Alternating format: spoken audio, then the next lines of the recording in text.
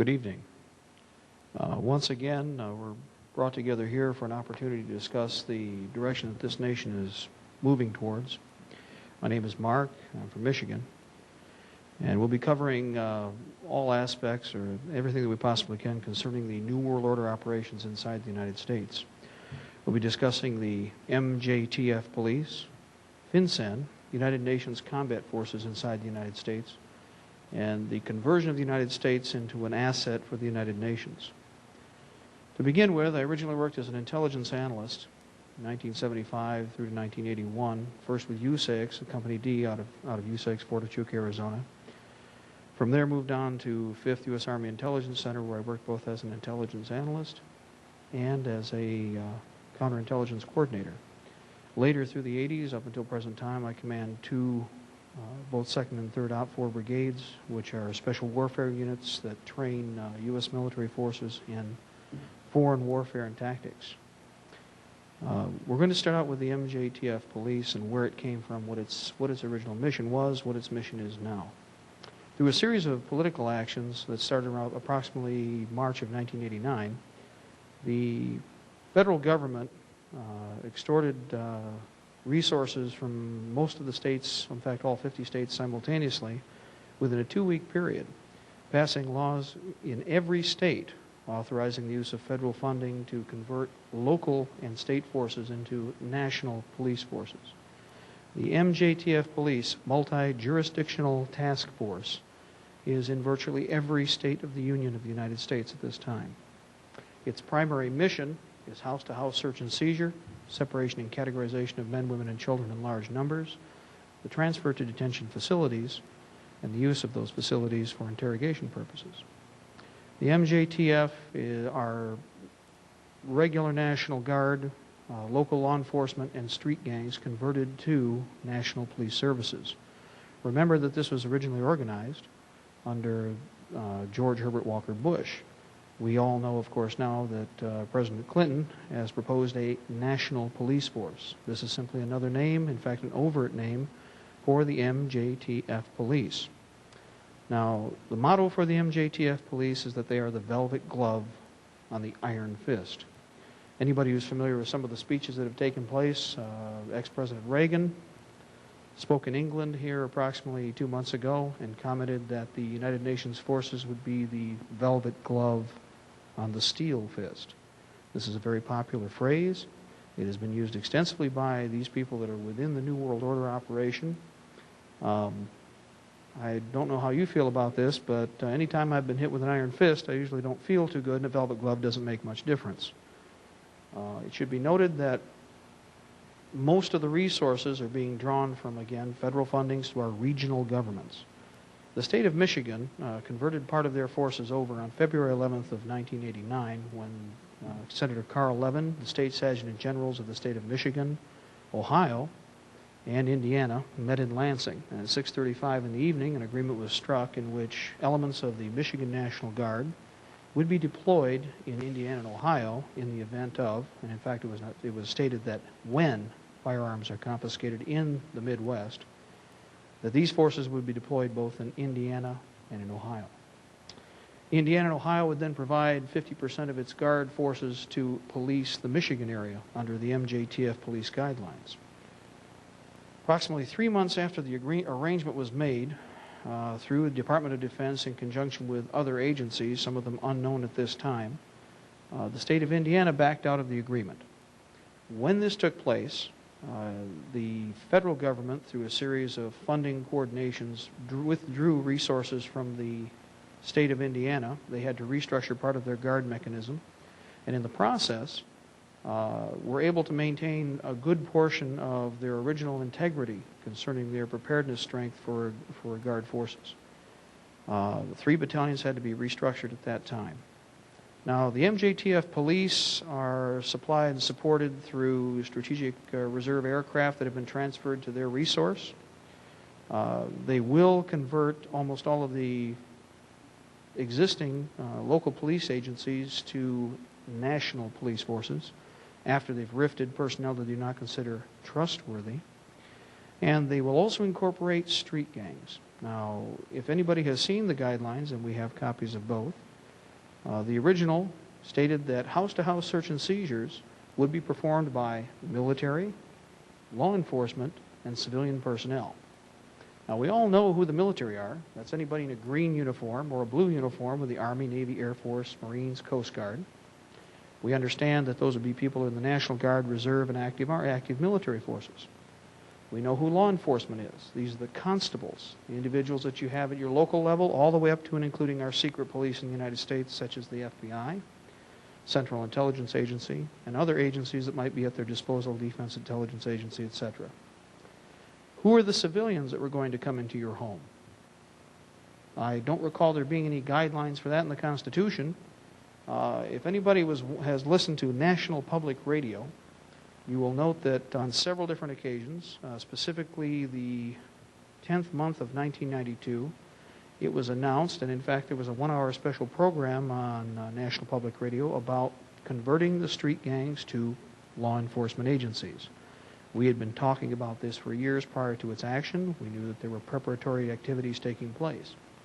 But through these activities, a truce was signed by most of the large gangs in the city of Los Angeles.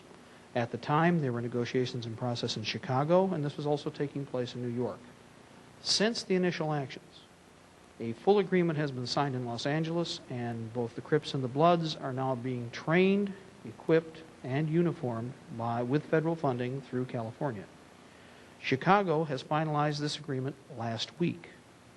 New York is in the process of doing so sometimes in the next few weeks, and we can assume that they will do this very quickly. These forces will be the cannon fodder, the Schützenhauptmann. Their mission is to be the forefront, the master forces to come through the door. Remember that the average federal agent makes anywhere from $47,000 to $57,000 a year. He's more or less looking at his pension. He's not concerned with risking his life, especially if he can find someone to throw in front of him as a sandbag. That's the mission of these group forces that are being organized. Since last I spoke, probably the best example, I'm sure that everybody listening here has heard about Waco, Texas. These forces that were on the ground, to give you the best example, were not effective fighting forces. When you retreat and leave wounded and dead lying on the ground, that's called a rout. That's not a retreat. And this is symptomatic of professional forces that are there for the money. On the other hand, if you use the old medieval pillage principle, and you have a profit mechanism set up in which you are allowed to confiscate properties, cars, jewelry, furniture, the neighbor's wife, whatever, then you're highly motivated to go through that door. And especially if you've been doing it illegally for an extensive period of time, and all of a sudden are given the opportunity to be legitimized. Remember, why let the street gang situation foster or flourish the way it did? We had more than the capability to restrict the street gangs at the time when they came about. Most assuredly, we had the capacity to restrict them in any way that we wish to. However, by allowing the street gangs to flourish, you create regimentation. Then, the strong come to the top. These are your NCOs and leaders. And when you are finished, you simply put them in uniform, and you have an organized military force at your disposal. They're thugs, but they're expendable thugs. Remember that. Now, MJTF police operations there are several actions that have taken place within the last 2 years. Starting in 1991, they participated or were part of Operation Achilles, which was a sweep from the southern Ohio Valley up through to Michigan of ATF by both the Bureau of Alcohol, Tobacco, and Firearms and ATF and MJTF forces to harass and eliminate FFL holders who were manufacturers and producers of components and arms. Their primary concern was not to confiscate or charge somebody with illegal arms, but rather to acquire records and resources that were available and in the hands of the people who held the FFL. In every case where they went into these businesses, the only thing that they took were the records of who purchased products and where they live. Very important to understand. Now there are a series of other activities that took place after this. MJTF was deployed in Los Angeles during the LA riots. Though there was only a slight mention of it, that's the authority that they were under, along with FinCEN. All of these agencies are overlapping and under the general authority of the United Nations. Remember, we are now an international organization, not the United States. because we're a small corporate entity, part of a big company, larger company. In 1992 through early 1993, reorganization was taking place to try and give the MJTF greater credibility. However, it was understood that their mercenary forces probably will not function as originally anticipated, so the Guard has been restructured. That, for many people who are familiar with the way the Guard operates, will be able to understand why the Guard is being rifted of experienced personnel. Desert Dust, or in other words, what we call Desert Storm, its primary mission, it was threefold, but its primary mission was to see whether or not the American people would eat the New World Order. U.S. soldiers were sent overseas, their American flags were taken off their uniforms, flags were taken down by officers in the field because the flag was not to be flown. Most every other nationality was allowed to fly their flag, and other than for publicity purposes for public consumption, the general position was that the flag was to be trodden at every opportunity. However, if any of you were watching the news, you'll notice a lot of Marines were jumping up and showing their patch, which they just pulled out of their pocket, and laying it on their arm and going, "See this? This is what I'm fighting for." These people have to be done away with. You can't have these people in the military. And so they decided that they would have to rift these people out, transfer them to the Guard. If they're already in Guard units, restructure, re-establish guidelines that would allow them to extract these people from the mechanism. They're trying to go to the next generation of educated idiots. They're looking for people who are going to be more pliable. As Mr. Rockefeller said many years ago, clay that can be molded more efficiently. And since the first or latest crop didn't work, we're now going to restructure the entire mechanism and see what we can get from the next batch. This is where we're going with this. Now, it should be noted that before they can do all of this, before they can perform any of the actions that are pending, they are going to have to take the weapons that we have inside the United States. I will say again, at the meeting that took place in 1989, the federal government and the representatives that were there stated uncategorically when we take the weapons, not if we take the weapons, but when. And under that premise, everything else was constructed. Now, very quickly, there's one that I like here, and I'm going to have it put up on the board while we're speaking. A little poster everybody should remember. All of those in favor of gun control, raise your right hand. There's an interesting piece that just came out that I was most fascinated with regards to firearms laws. It's a book concerning the Gun Control Act of 1968, in which it has been demonstrated that the Gun Control Act of 1968 wasn't simply an American creation. It was taken from Nazi Germany's gun control laws of 1938, word for word. Now that's very important when you consider this, because we're not talking a few paragraphs here and there. The entire document is taken from Nazi Germany's gun control laws of 1938. If they're already at that level in 1968, then where are you going to go with our gun laws now? If you've listened to the people who are talking about this, they say that the Brady Bill, for instance, and I'm hoping that everybody understands what that is. That's one of the pending firearms legislations. It's at the state and at the Senate and House level right now. It is a good first step to follow through on this. I don't think anybody likes that idea. If that's a first step, then where are we headed? It should be understood that the MJTF police is not trusted by the federal agencies and eventually will be done away with. Again, the MJTF are useful cannon fodder that eventually will be swept to the side. Moving on beyond the MJTF police, and we're going to back up into them a little bit, are FinCEN forces. FinCEN are Financial Crimes Enforcement Network personnel. FinCEN has as much to do with finances as the SAS had to do with airplanes. The SAS Special Air Service was a cover name for an entity which existed in England and was the equivalent to the OSS of World War II, 1941 through 1945. FinCEN forces, their mission is house-to-house search and seizure, separation and categorization of men, women, and children, transfer to detention facilities, securing properties acquired, but not the maintaining of detention camps. That will be the mission of the MJTF police. I should mention very quickly the detention camps themselves. Originally under FEMA, 23 detention camps were authorized. These detention camps were spread out across the United States. In addition to that, there are 20 supplemental camps that were authorized with the 1990-1991 military fiscal budget. Carl Levin's DoD Budget Amendment 656 authorized the implementation of these 20 camps to supplement the 23 that were already authorized. There are now 43 total camps that are pre-deployed inside the continental United States. In addition to that, there are supplemental camps or auxiliary camps through each state and in each region. An example of this would be the Nike Hercules site located near Monroe. That is a pre-designated detention facility. The 3 sites that are located in Michigan, number 1 is located due north of Pinckney, Michigan, due west of Brighton.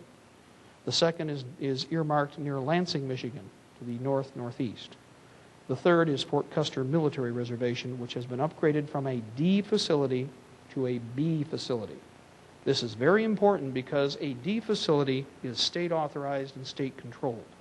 A B facility, on the other hand, has been upgraded to federal status and is comparable to any of our, for instance, prime military facilities such as Fort Benning, Georgia,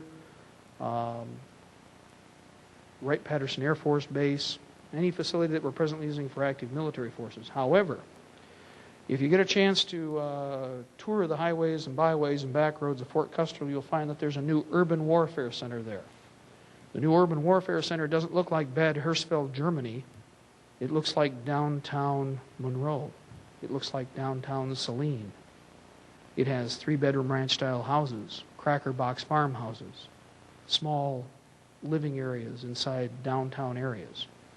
At this particular site, MJTF police forces were training from the first week of January of 1989 on. They were training every second and third week of the month from Monday through Thursday.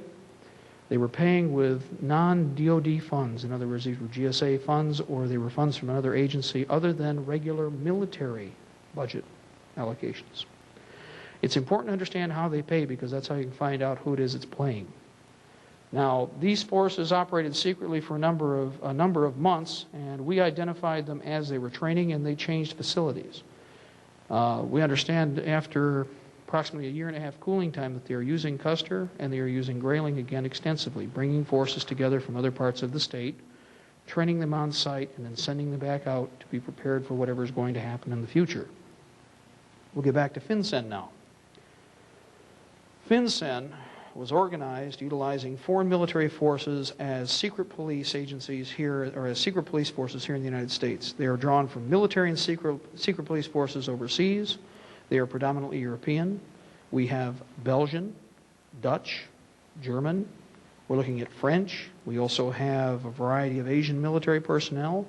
It is known at this time, for instance, that FinCEN has an element in Montana that is made up of Gurkhas. The 197th Mechanized, as of 1 month ago, or I'm sorry, excuse me, as of 1 week ago, has deployed for a training operation that may last as long as 2 months in northern Montana through to the Canadian frontier. It is the 197th Mechanized Infantry, combined with 2 brigades of British Mechanized Infantry, the 1st Canadian Armored Division, Gurkha Mercenary Forces, 1 Belgian Brigade, 1 EEC Mixed Security Brigade, and an undetermined number of other forces, all foreign. They originally were scheduled to work for approximately 3 weeks in the area, but if this is similar to the last mobilization that took place, you will find that they will be there for up to 2.5-3 months. During the LA crisis that took place, there were a series of actions that took place both in Montana. We also saw activities in California, and there were activities in northern Texas and the Panhandle. FinCEN forces are ruthless. An example, the Gurkhas are professional mercenary forces from Nepal. They rotate these forces for a period of time out of Nepal and were originally hired by the British military force for a number of years.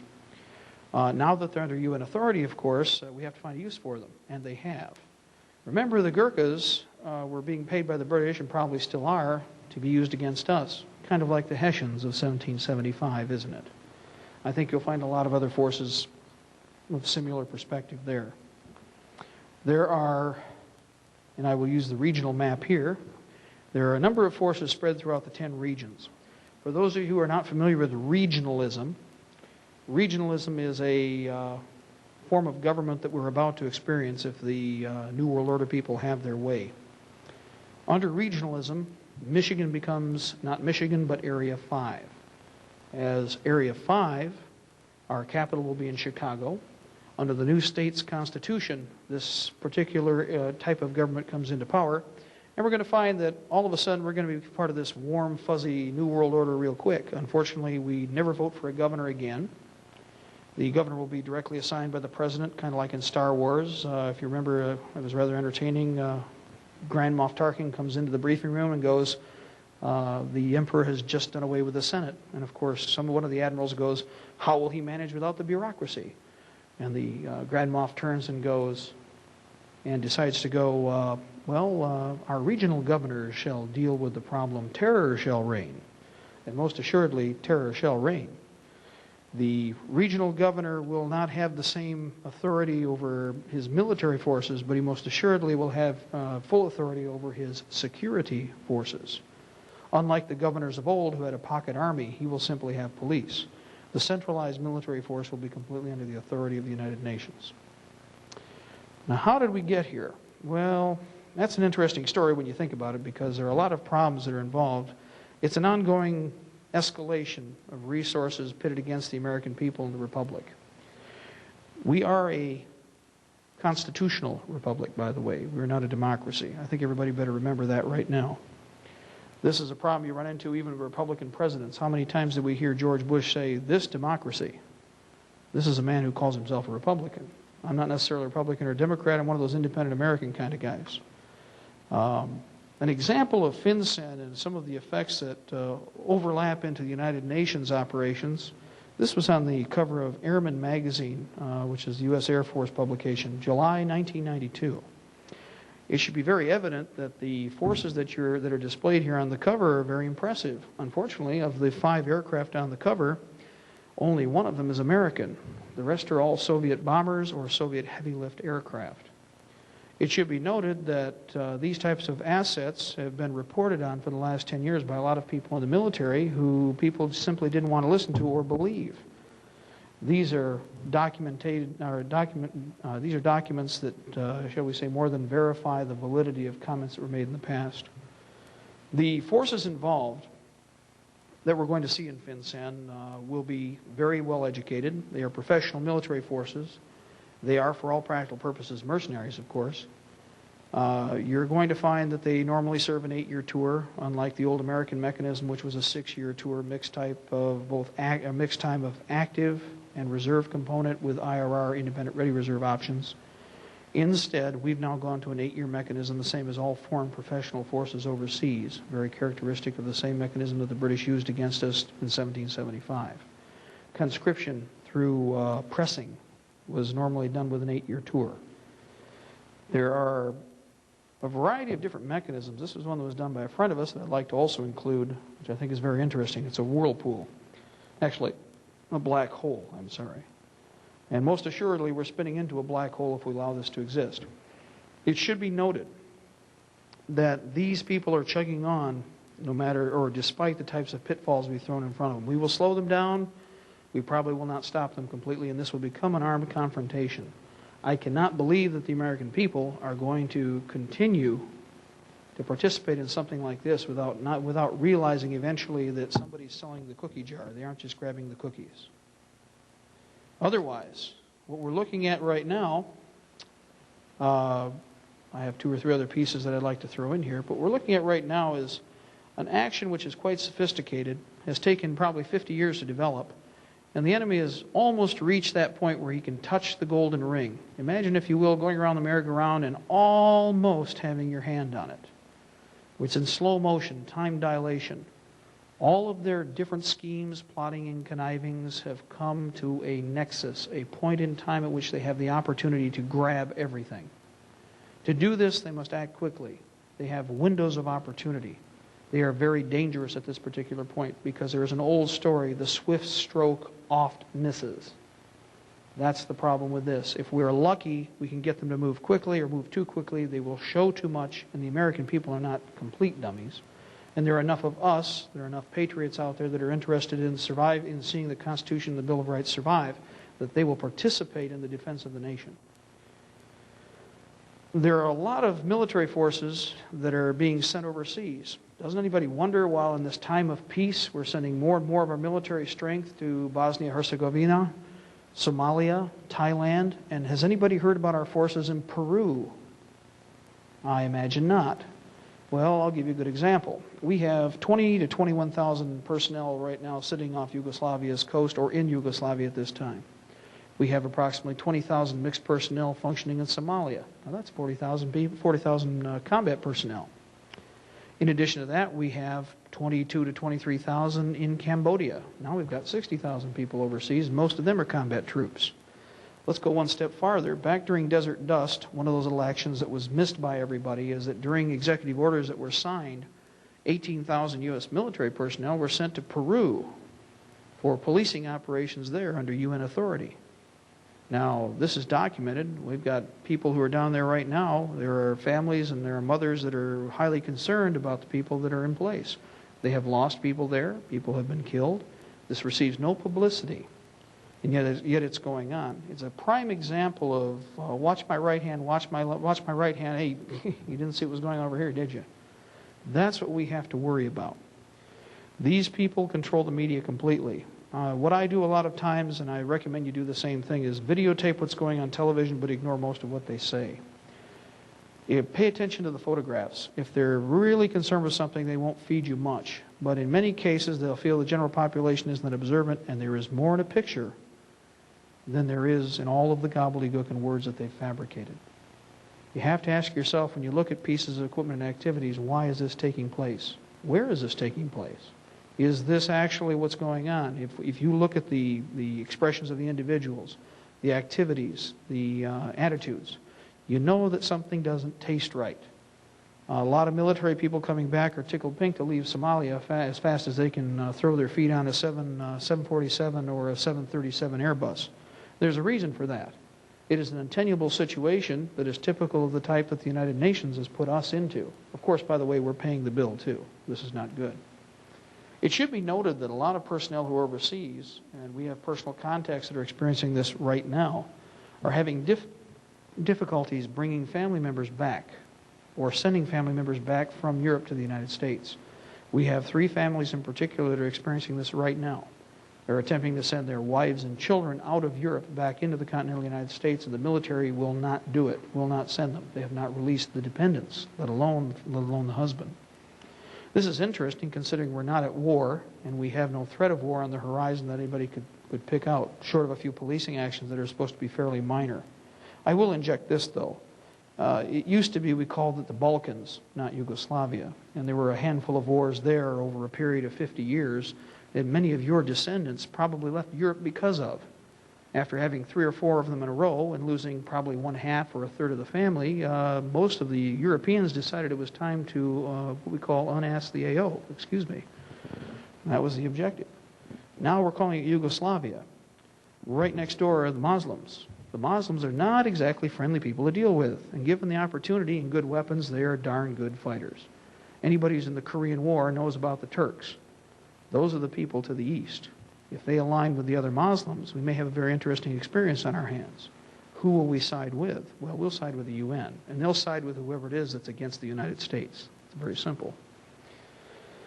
One of the things I like to incorporate, good old Fred Rexer, a man to remember and a man to admire, be prepared, it's later than you think. And if you don't think so, take a look around you. The amount of force facing the American people right now is approximately the equivalent to several heavy infantry divisions with a couple of mixed mechanized divisions combined. We're looking at a little over 300,000 personnel that we can verify or that we can at least identify in different parts of the country. These forces include FinCEN elements through Montana, Northern California, Southern California, Central Texas, the northern part of North Carolina, Fort Drum, the eastern seaboard, including elements that are now stationed around the capital of the United States, Washington, D.C. There are 5 FinCEN companies deployed there. I will mention this, that we've put a great deal of heat on these people since we've begun to identify them. And I will ask you something. How many people have seen a news clip every night when they watch the media? Somebody takes one of those nice ski masks and put it over their head, busts into somebody's home. 60 Minutes did a little piece on this just the other night, but it's what we've been talking about for a long time. Who's under the ski mask? If you're wearing a ski mask, how do you know who these people are?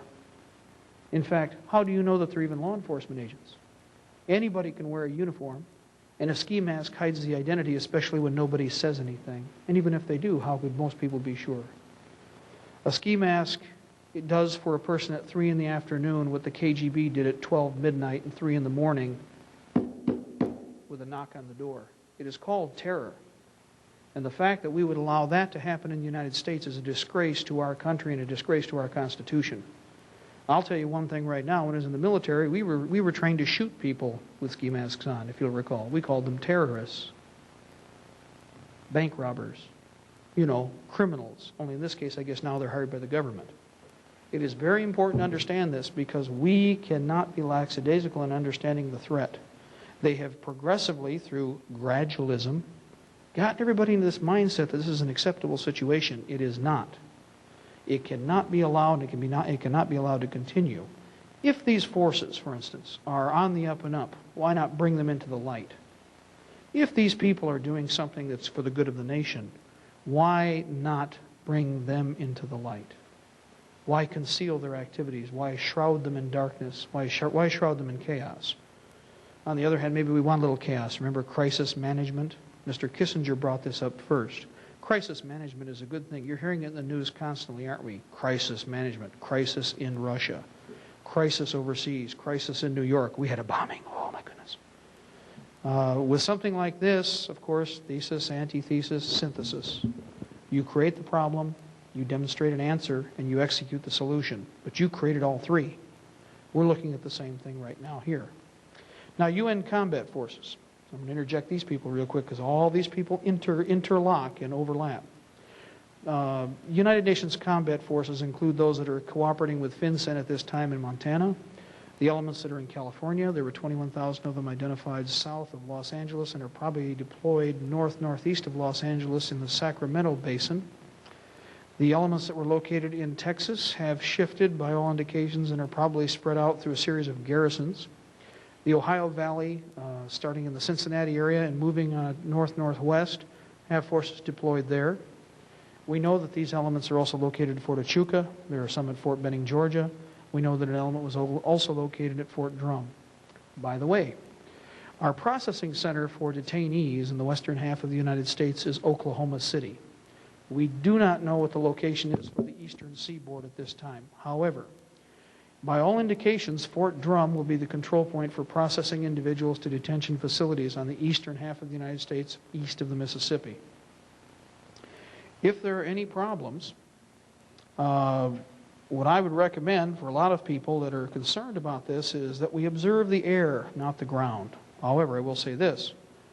In Cleveland, for instance, we have friends and patriots who have photographed UN armor being transported by rail from east to west. Many of the people that I've been in contact so far are both intelligence analysts or have worked as intelligence analysts and counterintelligence sergeants. They are experienced in observation and they know what they're doing. Because of this, we can rely upon their first-hand information. Most of the time, though, you're seeing FinCEN forces utilizing rotary wing aircraft assets. Back in the early part of 1990, approximately 3,000 rotary wing aircraft were withdrawn from our strategic reserve. These are not from the reserve or guard. These came from the mothball fleet. Upon implementing this force, these units were transferred to FinCEN, painted in the flat black, not flat green, and not camouflage green. These aircraft are in flat black. They bear no markings or identification to determine whether they are American or foreign national. And the fact of the matter is they are now foreign national assets, no longer in the hands of the United States Air Force. We do supply and support them with your tax dollars and your tax dollars, but we do not control them completely now.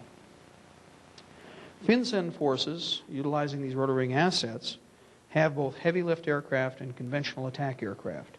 The heavy aircraft, which may have been experienced in the area where I'm speaking right now, are the Chinook CH-47.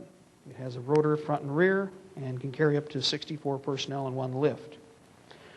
The first mission for FinCEN helicopter and support aircraft, right? The first mission is to go in and actually control ground operations. They do not have to follow roads. They are not concerned with roadblocks, obstructions, infrastructure damage, etc. They can drop into an area, insert military forces, utilize those military forces to the best of their ability, and if they're needed somewhere else, lift and move them again. The second mission for these aircraft, though, is very important. Because of the detention camp mechanism that exists, they do not feel that it will be safe to transfer prisoners on the ground. That's why a large preponderance of the aircraft that they've received are heavy lift aircraft, capable of moving large numbers of people at once. Because of this, the Chinook's mission will be to transfer from pickup points personnel who have been acquired and are put in temporary holding sites outside of each municipality. Here in the city where we're standing right now, somewhere in this vicinity, in close proximity, there is a holding area. There's also what we call a POL point, petroleum oil and lubricant point. These operations will bring the people by ground vehicle to this temporary detention site. They will never hit the ground again until they reach the detention facility itself. They will be picked up by the rotary wing aircraft, flown directly to the primary detention site that's closest, or to a sorting facility where it will be determined whether or not they are a high threat or a low threat. Remember, MJTF police, their mission is separation and categorization of men, women, and children. They will not take some individuals. It's easier just to take the whole family if you feel it's a threat. And this is their mission. Once they transfer to the sorting facility, families or individuals will be separated and then sent to primary holding areas. I guarantee that prior service military personnel, patriots, and individuals who possess firearms will not be released. That's why there are so many facilities. A good example of holding areas or detention sites that we know of that are first-line pickup points, Brighton Airport near Brighton, which is still a federally funded facility even though it's been rented out. It originally was an Army Air Corps aviation facility. The pickup site for Ann Arbor is located due east of Ann Arbor on Liberty Road between Parker and Zeeb. We know that, for instance, the one near Jackson is located at the Jackson Airport and is pre-designated. Each metropolitan area has a pickup site that has already been predetermined. Every area. All you need to do is start to look and wheedle your way into the FEMA mechanism. There's that evil word, FEMA, Federal Emergency Management Agency. Now, we talked about this at the last meeting where I was talking to a large group of people, and this is before the articles started to come out through the federal papers about FEMA's activities throughout the United States in the 80s. FEMA is not Federal Emergency Management Agency. FEMA is the secret government legally. It's funded, maintained, and supported through monetary expenditures designated through the Department of Defense and also normal budgeting that's taking place every year with our government. FEMA has approximately 3,600 employees, and yet of the 3,600 employees, only about 59 to 63 actually deal with emergency management such as storms, disasters, hurricanes, or man-made catastrophes such as nuclear attack. If only 60 of them are doing this, let me ask you one very basic question. What do the other 3,600 do? Well, their mission is to manage the system after they've taken it over. They utilize black budget or black bag funding. Black bag funding are covert operation funds authorized that cannot be challenged by public agencies or entities. They've been doing this for 13 years. Remember that FEMA was created originally by Zbigniew Brzezinski. Zbigniew Brzezinski worked for Jimmy Carter. However, after Ronald Reagan came into power, Zbigniew stayed over to complete operations and deployment of FEMA inside the United States. The issue guns, drugs, guns came about approximately 4 years ago. The objective behind that was to create an environment, create a situation that these people could use. Before that, it was internal economic catastrophe. That was the mission of FEMA, to create Rex 84, Rex 85. Now, the Rex series of programs start back in 1981. And originally, I participated in a program that set up a series of actions which allowed for us, for instance, to surrender 50% of Florida. We weren't going to stop the Russians until they got to Orlando. We used to jokingly call it the Disney line. And we weren't going to make any attempt to get it back either. If you look at the globalist map, though, and if you look at the final solution through the UN Charter, we lose a good portion of the United States. This part of the country that we're standing on right now is part of Area 62, or it could be part of Area 63. We're on the line. The way the nation is divided up, the United States of America will cease to exist. Right now, we are very close to them accomplishing what they want. Very close. And I cannot emphasize that enough. With most of these actions, they have always looked at the prospect of disarming the American people first. It is the most important issue that we should concern ourselves with at this time. There's a little piece here that was given to me not too long ago, and it's the better example that I wanted. It's called Bondage to Bondage. I think everybody should think about this. Slavery.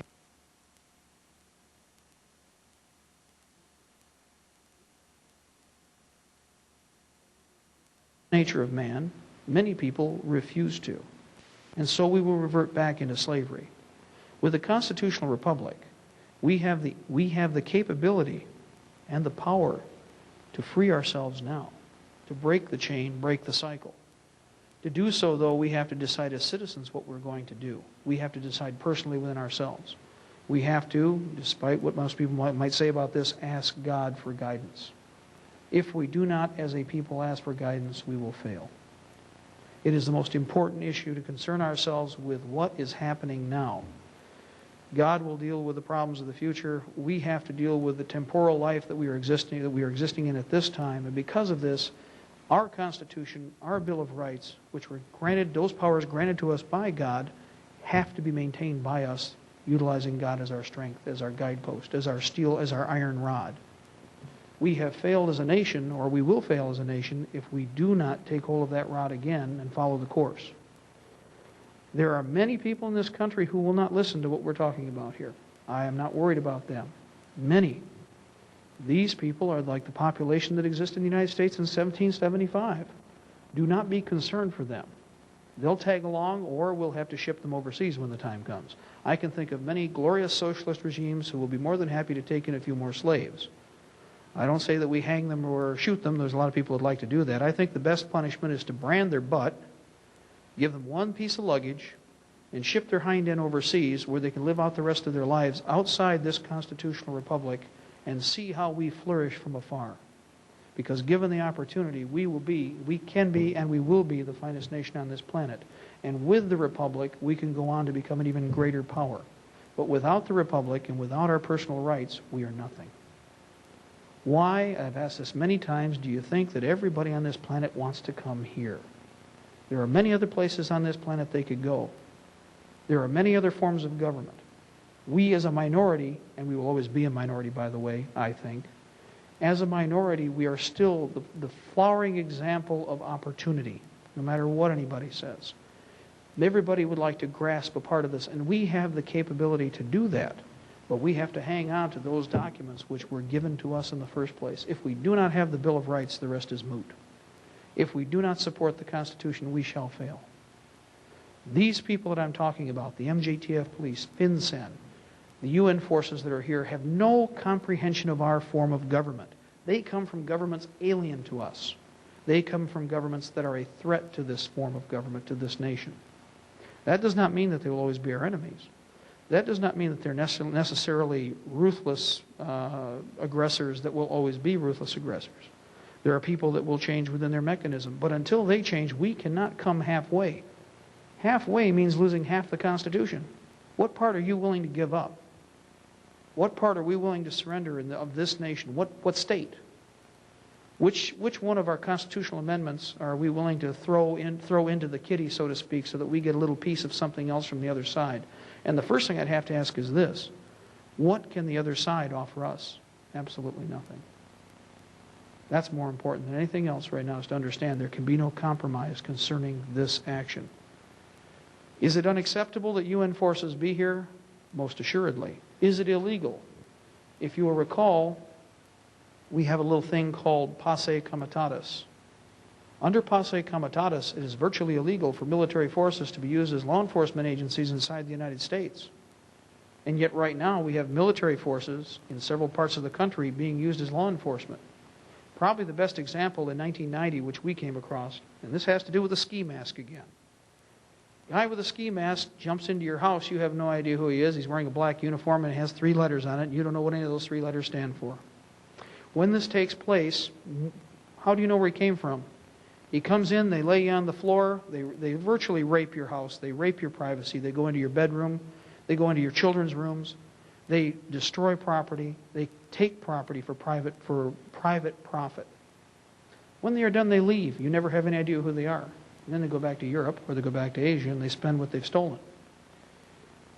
These people were training ranger units as law enforcement agency forces in 1990 through 91, utilizing the ski mask mechanism. In Fort Hood, Texas, these forces were training with the local sheriff's department in confiscation and seizure policies. Important to remember because, again, Posse Comitatus was not overridden. Remember, the president must override Posse Comitatus, and it can only be for a very short and temporary time.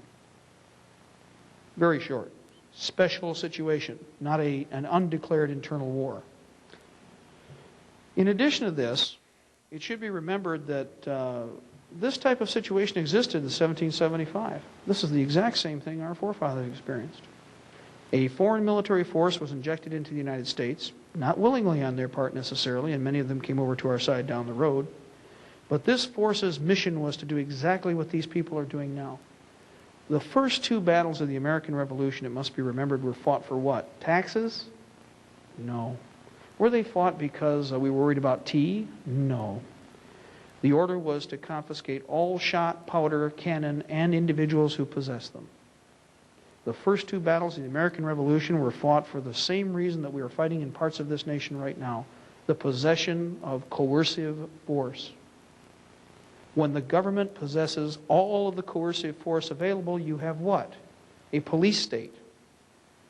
Doesn't make any difference. Take your choice of colors or uniforms. If the government possesses total coercive force as a monarchy, as under Pharaohism, under socialism, communism, fascism, it is a police state. We, fortunately, had founding fathers who understood the capacity of man and his greed. And because of that, we were given the inalienable rights that were laid down. Now, they also understood that we might lose them. And there's an interesting statement that Jefferson made. The beauty of the Second Amendment is that it would not be needed until they tried to take it. Now, that's pretty prophetic, because he understood exactly why we had the arms. It wasn't for hunting, it wasn't for fishing, it wasn't for can plinking, though certainly those are ways to train. The objective was to protect us from tyranny first and foremost, more so than anything else. Tyranny can come in any color, shape, and form. It can come at any time. It knows no boundaries. If given the opportunity, it will overwhelm you and enshroud you with its power. It should be understood, to give you an example of how this works. Here's tyranny in the making. The PL 100-690. Here's a copy of it.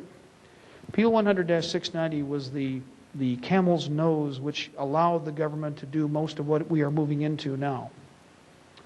PL 100-690 incorporated no-knock search warrant, house-to-house search and seizure clause, the money change, which everybody better be very worried about, because with the money change comes control of your lives totally. It also included many other actions which are amending existing laws. This is very important because you get an and or a but in this document, put it in another document, and all of a sudden you've changed the entire meaning of a law. Through this law, the Copper Wire Act was changed. And I will give you an example. Most people think that it is illegal to wiretap without a warrant. It is not. A wiretap can be formed on anybody's household under the changes in this law at any given time, but a warrant must be acquired if you're going to wiretap and use it in court. That's why in many cases many people have experienced problems with their phones. Phone systems burning out because illicit taps can be done on a regular basis. And I will give you an example. In Washtenaw County in the state of Michigan, in Ann Arbor, there are 5,000 new wiretaps done every month. 5,000 new wiretaps done every month. All of the original wiretaps are proceeded through to the next month. Do some quick math and tell me how long it takes before you've saturated the entire county. Not long at all, does it? This is typical of the mechanism and the way it works. Envelopment. With the electronic media and with the electronic communication systems, the way they're set up right now, our privacy can easily be invaded. And it must be understood that there are many different avenues that they're going to approach us with. Probably the best single mechanism that I could recommend for anybody who's interested in this subject, would be to use Operation Vampire Killer by Jack McLam. As a single document, bringing a novice into the picture. For 93 pages, it's a lot of reading that's worth its money. You can sit down in an evening and absorb the basic information necessary to perceive what's going on. I've said this before, and I'll say this again and again and again. Everybody I've talked to, I don't care who they are, I don't care if they're skeptical on this subject or not, you all get a bad feeling, don't you? I don't care who you talk to right now, they all have this same image. Something's wrong. It's like a carcass stinking in the desert. You can smell it long before you get to it. Now, it's very important to remember that the enemy has many, many resources and assets at their disposal. The best one we have here is you. They can't shut us all up. Word of mouth, voice to voice, person to person, we can do more damage, take and move the rock, and expose these creatures more effectively than any other tool we could possibly use. For they will silence me, and they will silence other people that are talking about this, but they can't get us all. What the Founding Fathers understood is what I think everybody here had better understand right now. If they have unlimited capabilities to confiscate your property, if they have unlimited capabilities to take your car, to take your money, to take your life if need be, what have you got to lose? What sense is there in worrying about the threat? You might as well fight. You have no choice. Now, do we fight on the enemy's terms? No. One thing about George Washington I liked is he fought for 2 years with little or nothing. And as there's an old saying, we don't have much, but what little we have, we know how to use. And that's how he fought the beginning of the Revolution. This situation is going to be fought much in the same way, with limited assets and resources, progressively steamrolling and building up. Did I say it was going to be a short war? No. Do I think that it is going to be an inexpensive war? Absolutely not. But as somebody said before, will it be worth it? Most assuredly. It has to be. What is the future of your children worth?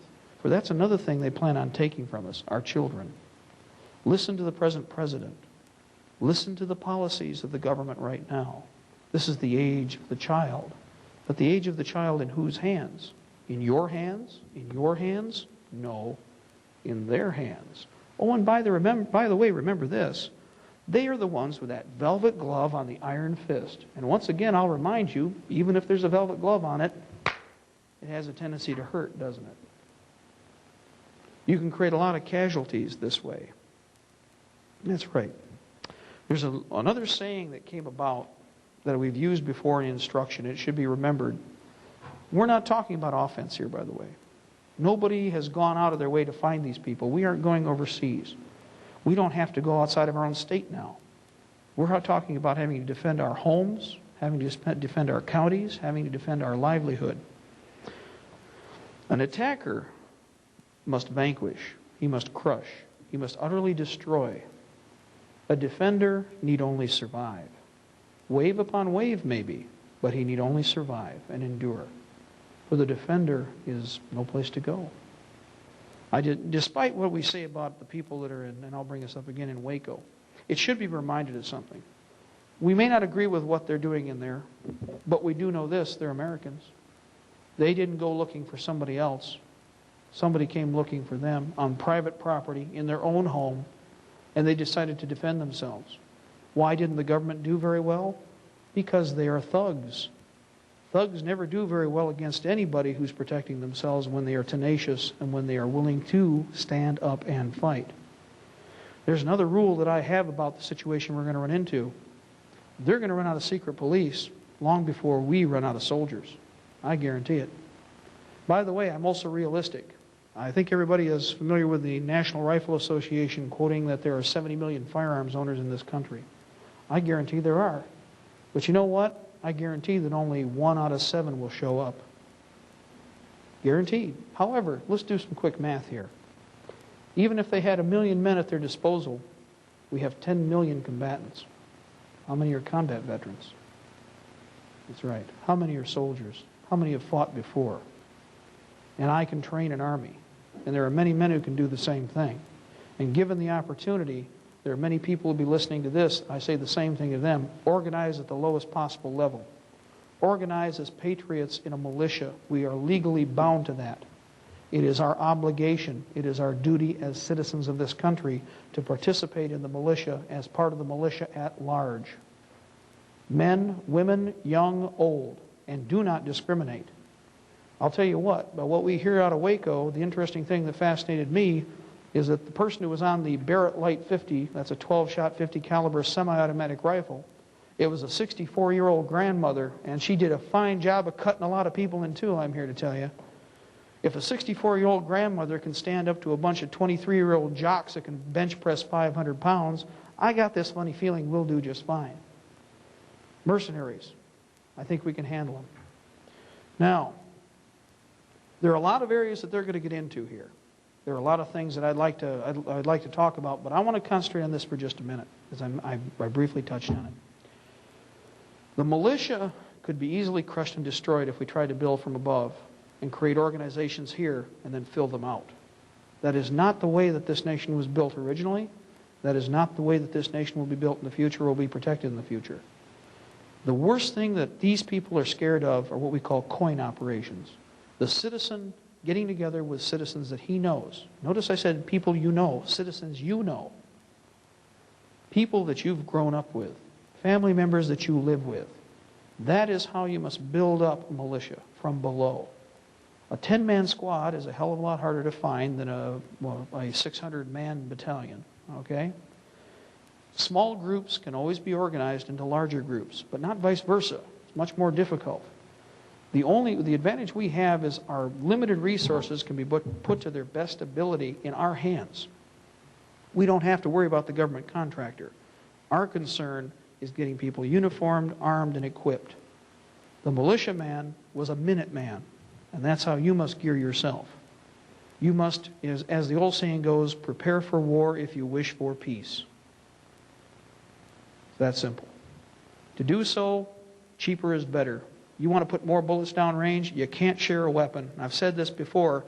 Okay, it's your turn, go ahead and shoot. You ever tried that? Well, there's 3 of us and we're going to share a rifle. Oh boy, that's my idea of fun. Because of that, get what you can afford, but buy as much as you can.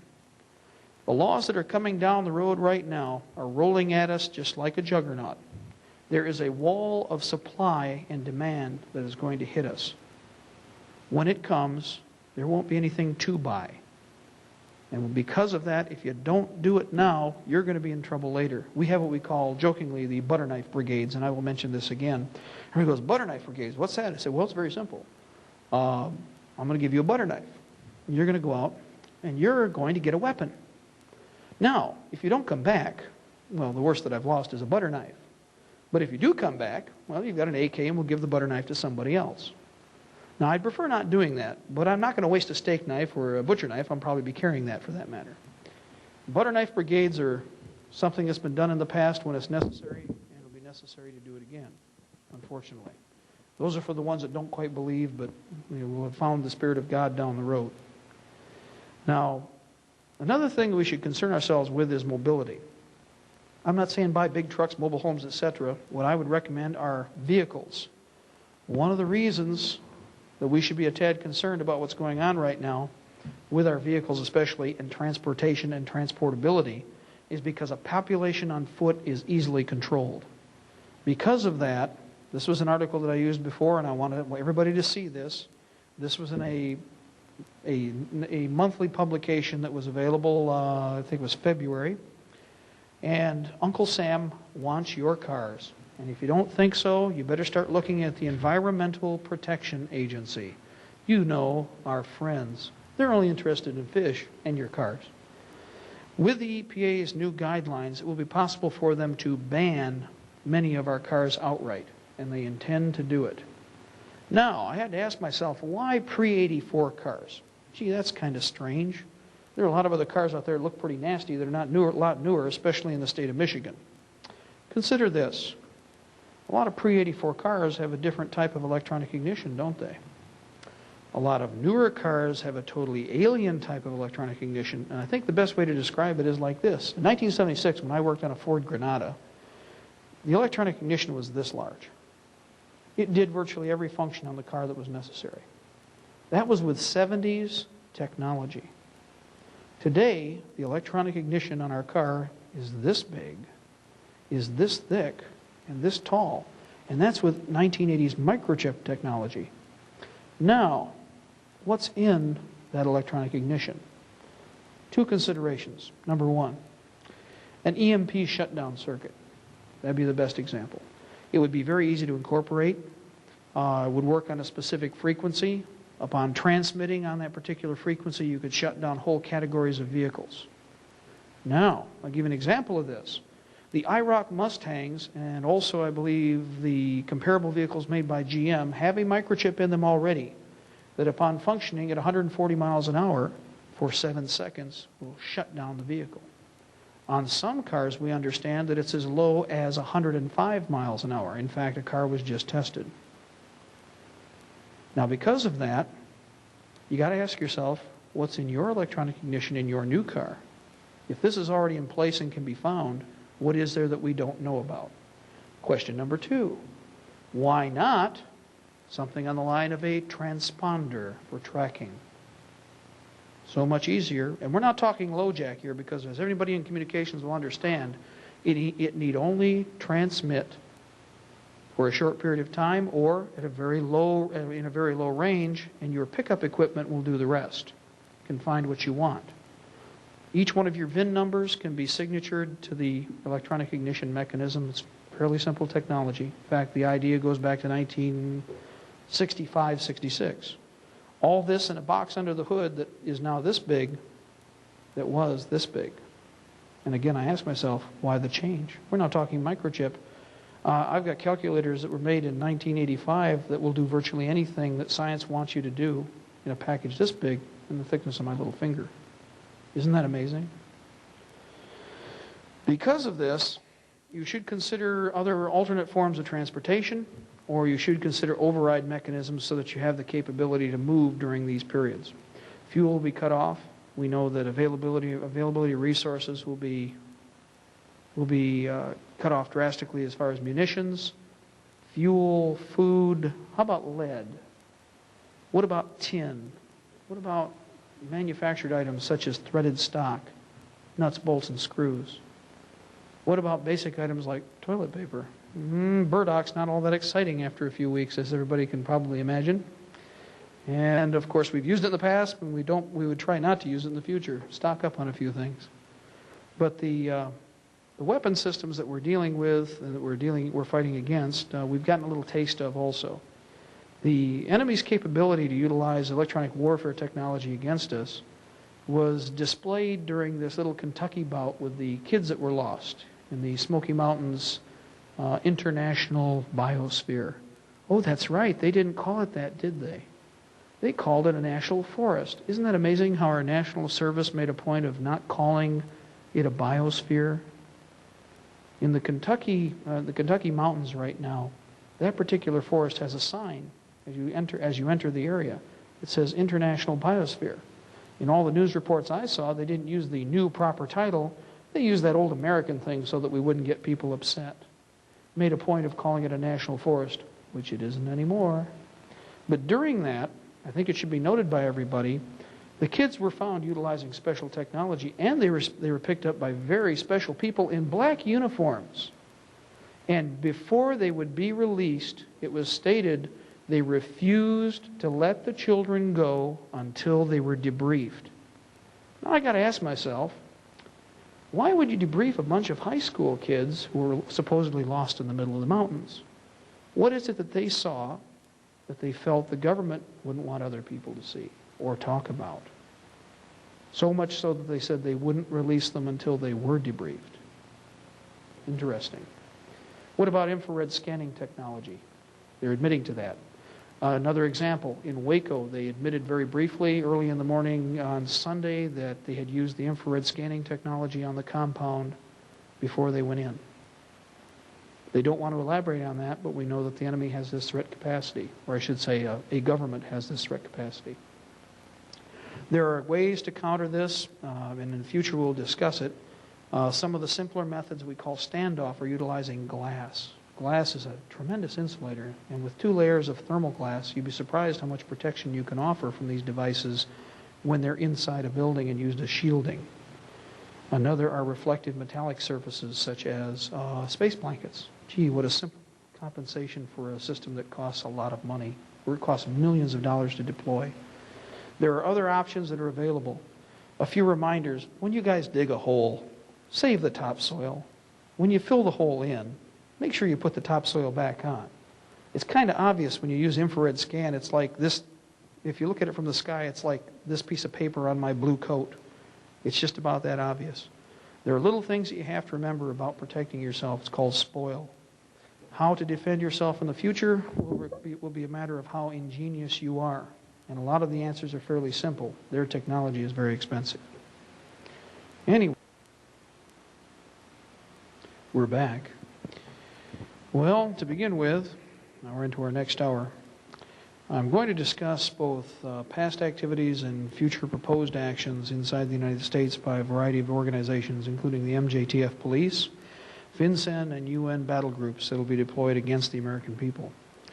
First of all, we'll go back to early 1989, when originally in smoke-filled rooms behind closed doors, some committee of political monkeys decided that it was time to go after the weapons inside the United States. In doing so, what they did is decide to come up with a program called Guns, Drugs, Drugs, Guns. If you have a gun, you must be a drug dealer. This was everybody: private firearms owners, skeet shooters, whoever.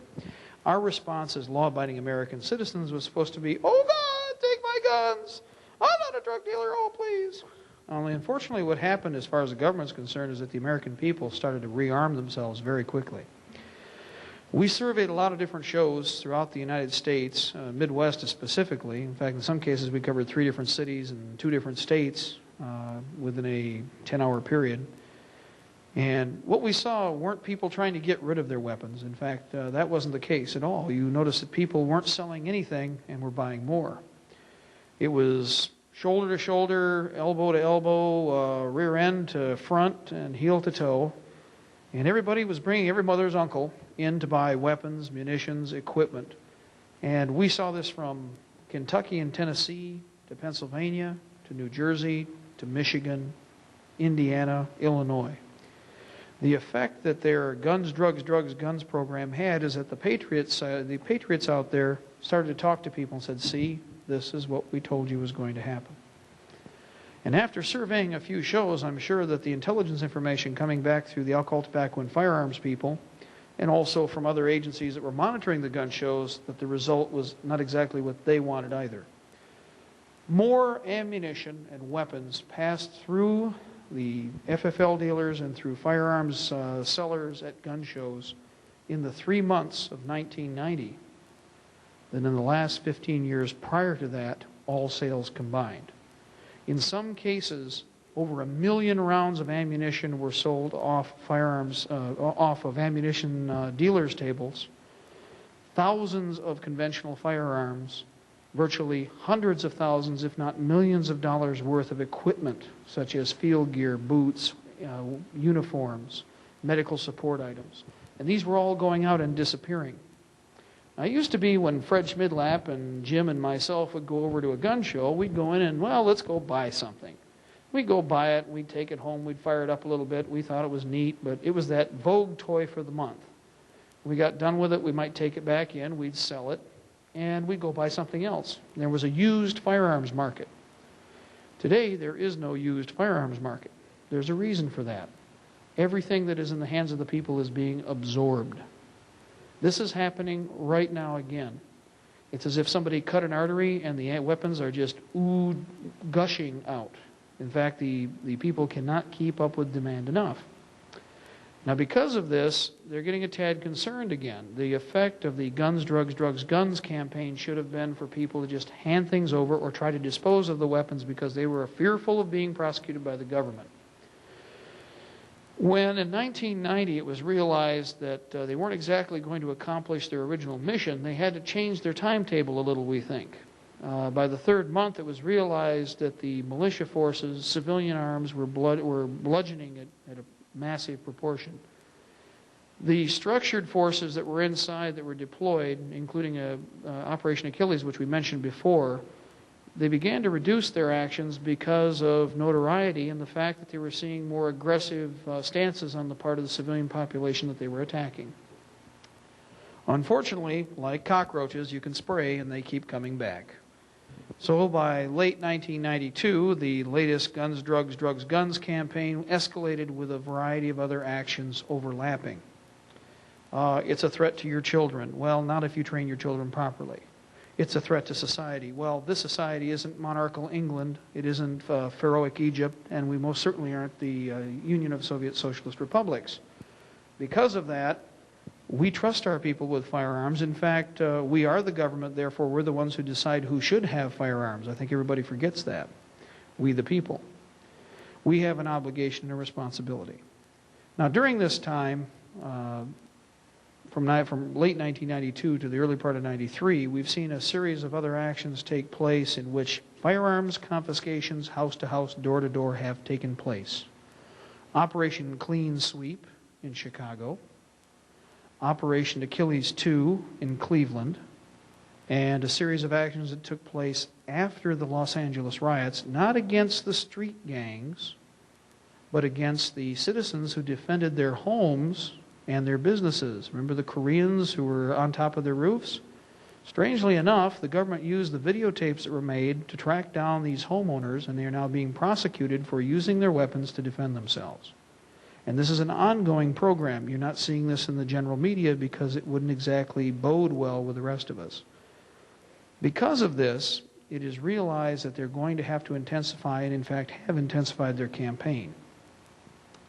During the earlier phases, for instance in Chicago, the black helicopter missions that we were talking about in the earlier hour were taking place extensively. We have individuals who were in high-rises who were actually above helicopters flying between the high-rises in Chicago, in the Windy City. These operations culminated in a final activity which lasted approximately 1 week, in which they cordoned off neighborhoods, went building to building and house to house, entered forcibly if necessary, and prosecuted the owners of any firearms, ammunition, or gun parts found. This was Operation Clean Sweep. In Cleveland, an activity which was covered only by National Public Radio involved elements of the MJTF police and probable FinCEN forces.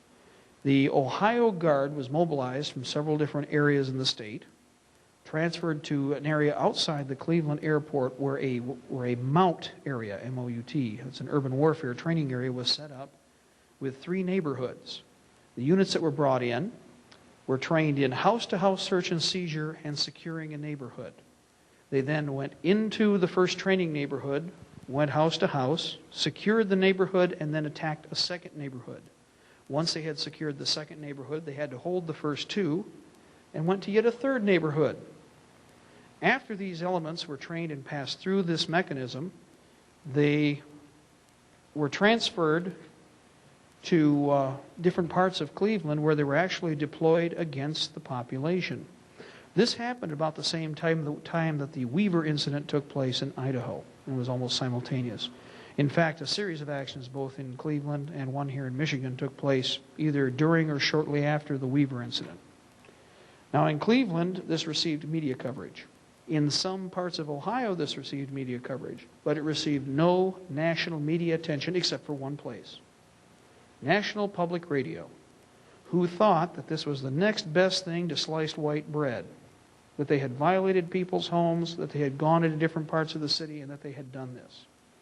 Now, interestingly enough, we were challenged on this, but in the last 2 weeks, actually, I'm sorry, 3 weeks, when the alcohol, tobacco, and firearms forces came into Detroit to search house to house in specific neighborhoods, it should be noted that National Public Radio, on the 11th of March, broadcast another 1-hour program in which they specifically mentioned that if we can do it in Cleveland, why can't we do it in Michigan? Now, I had to ask people when they heard this broadcast, what were they talking about? What happened in Cleveland? We knew, but nobody else did. The enemy only refers to their victories very quietly after they know that they have secured the action and they have been successful. Otherwise, no comment made. The Waco situation, which is typical of a lot of what we're going to be seeing in the future, although I think you're going to see even more ham-handedness, involved a 100 to 130 man assault company of alcohol, tobacco, and firearms, probably under MJTF authority again.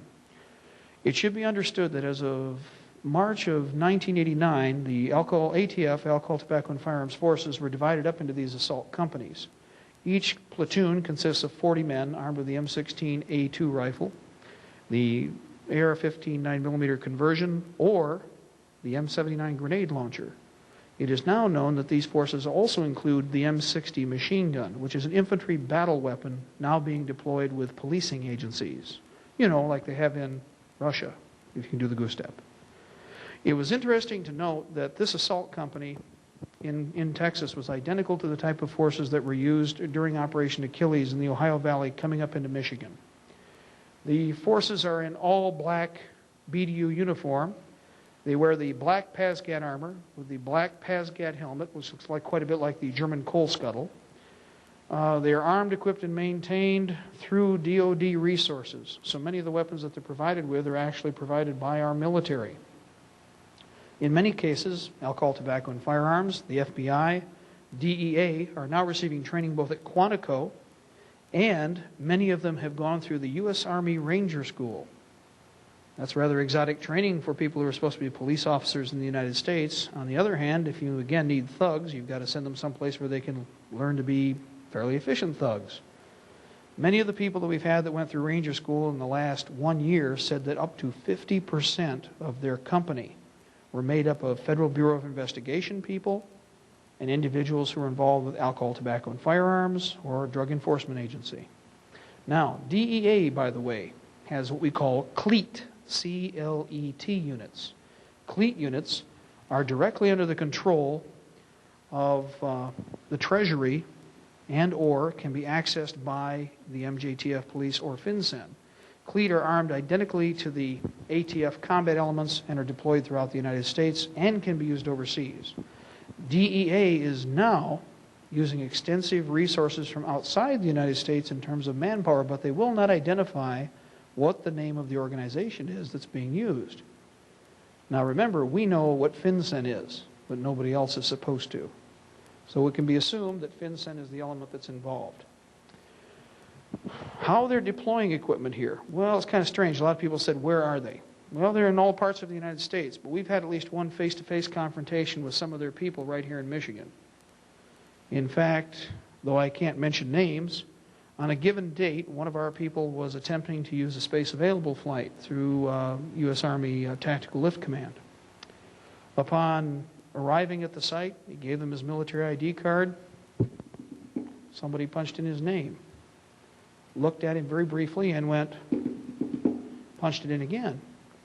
In a minute and a half, there were two MPs behind him. Now this site, which is Sulphur Air National Guard Base, and I will point this out specifically because people have asked about this, the individual was then taken, put in a car, driven around to the southwest quadrant of the post. When he arrived there, the MPs took him out of the vehicle, and as he entered the structure, the first person at the table, at the entrance desk, was in all black uniform with no identifiable insignia or markings at all. He was then taken to an interrogation room. Now at first he's going, oh my goodness, what did I do? My ID card must be messed up or something. But upon seeing the black uniforms, he understood exactly who he was dealing with. He was sat down, and the first thing that was asked, how many cars do you own? How much food do you have? How many weapons do you own? What are the names of your children? What does 7.62 by 39 millimeter mean? And he really didn't know. Well, he did, but he didn't. He thinks in inch, not in metric. And then there was a little conference, and they left the room. Well, they left the room, and they left a file sitting on the table. Anybody who's involved in the military knows that you don't do that. Your career rests on security. But it should be understood that in this file, he dragged it across the table, opens it up very quickly, and there's a big rat sheet about, 2.5 foot by foot and a half long, a foot and a half tall. On this sheet was a spider web of names, of of people to be arrested. My name was at the top for the state of Michigan, so I can be proud. I'm number one and I don't have to try harder. Number 2 was another individual that was with us. Number 7 is the individual who was being questioned. All of the other lists had virtually dozens and dozens of names. It should be understood that, first of all, it was meant for him to see this, and it was a direct threat to anybody else who's prying into the affairs of these little goose-steppers. Gentleman made a little rattling noise at the door and came back in, sat down, and basically told him, "We have nothing to hold you on, we're going to let you go." Walking back out, 2 MPs appeared, picked him up, walked him back over to the vehicle, drove him around to his vehicle, and he left the post. You have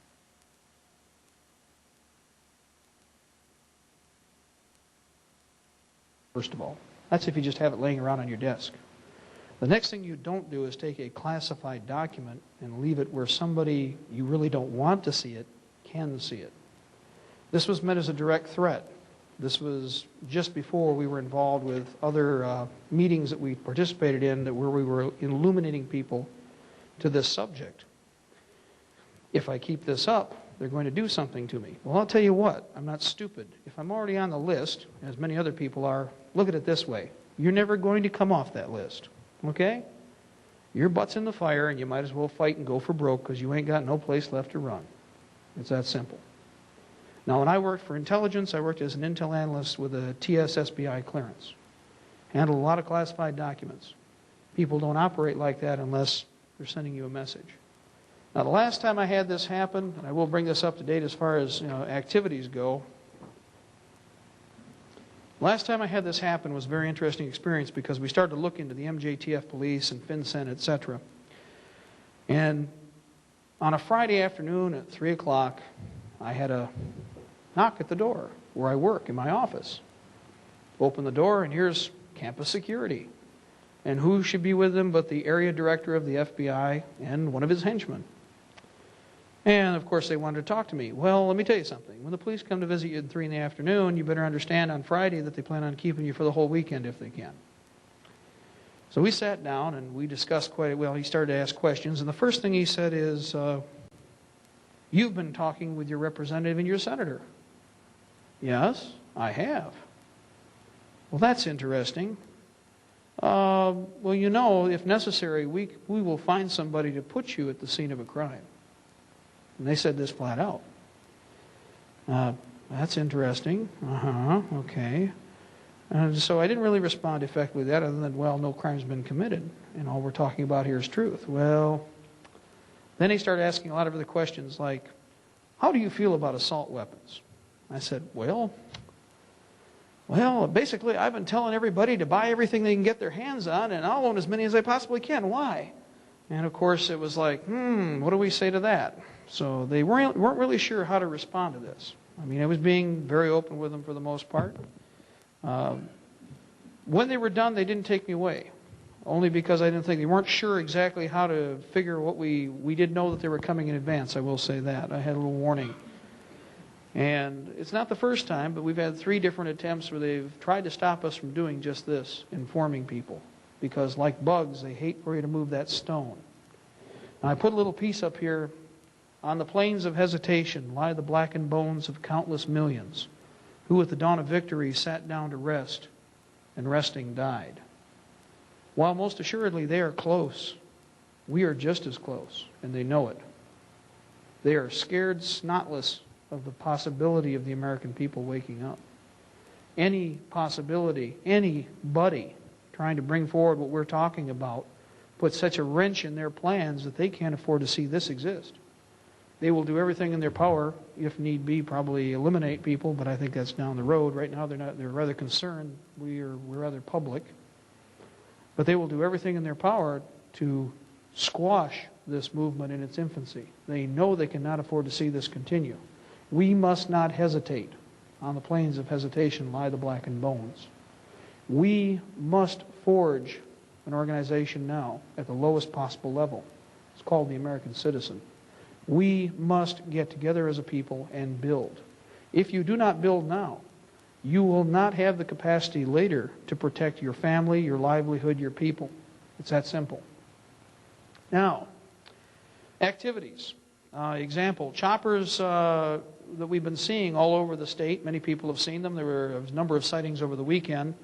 Many of our allies or friends that we know that are in the northern part of the state have seen virtual waves of helicopters, not 5 or 6. At least 4 nights in a row, we've seen anywhere from 34 to 50 helicopters in waves, going from horizon to horizon, not in column.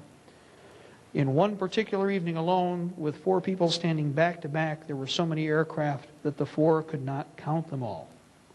Where are they coming from? Well, they're bringing a lot of assets in from overseas, most assuredly, but part of it is being pre-deployed in Canada.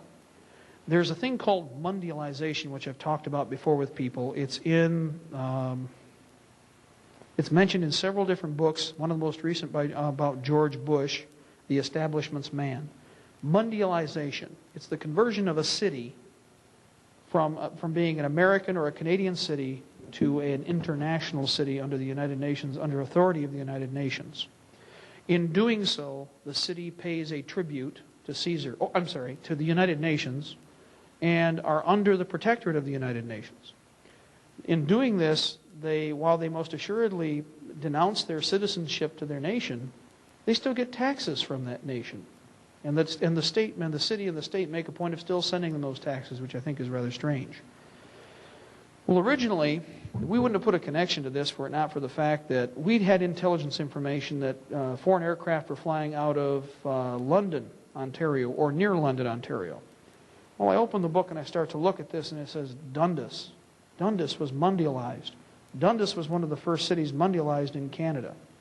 Dundas is a suburb or like adjacent to London, Ontario. They were using the air facility at London, or near London, in Dundas, to transfer resources and equipment into the United States from outside the United States. This is very important because they have full authority as a UN affiliate. Now, because of the amount of attention that was given to the activity in the London area, they transferred their operations to a place called Mitchell Bay. I like this. We have a state map everywhere we go. Michigan, Mount Clemens is located here. What we're looking at right now is Mitchell Bay is located right across Lake St. Clair on the opposite side of the lake in Canada. A facility was set up with POL points for petroleum, oil, and lubricant support, manning support, and what the foreign forces are now doing is jumping from Mitchell Bay into the United States and then flying their missions here and then going back. They fly through Mount Clemens airspace near Selfridge Air National Guard Base and are not challenged. All that the traffic controller can do is count the number of aircraft, and then they are allowed to fly anywhere inside Michigan airspace or Ohio airspace. They branch out from there. Now, a lot of activity has taken place in the Thumb, and some of our people who checked out the area, who live in the area, Lapeer and North, actually communicated with people in different parts of the state, or in different parts of that area of the state, and they actually said, oh yes, we've seen a lot of these helicopters, and we've had a lot of crashes here.